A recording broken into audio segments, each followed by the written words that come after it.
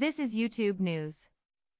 Retail sales likely bounced back on expected higher spending on gasoline, cars. Consumers are expected to have spent more on gasoline and cars in March, likely pushing monthly retail sales higher after February's surprise decline.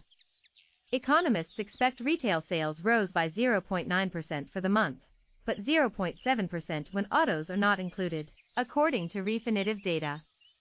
The monthly sales number is being watched closely to see whether consumer spending is recovering after a string of uneven reports, including December's sharp decline and February's surprise drop of 0.2%. January's sales gained 0.7%. March retail sales are scheduled to be released Thursday at 8:30 a.m. Eastern Time.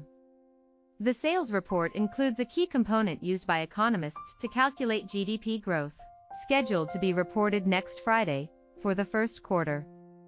The retail sales report is one of the last pieces of data. First quarter GDP looked to be barely growing early on in the period, but has gone from sub 1% to just over 2% in a few weeks. Scott Anderson, chief economist at Bank of the West, said he expects to see a bounce back in March sales in part because February sales were so weak. "We think the consumer is going to slow the pace of their spending this year," he said. Wage gains picked up a little bit year over year, but it's lackluster compared to the spending growth. Hourly earnings growth is lagging consumer spending growth. That dynamic hasn't changed. Consumers were really confident, spending a lot last year.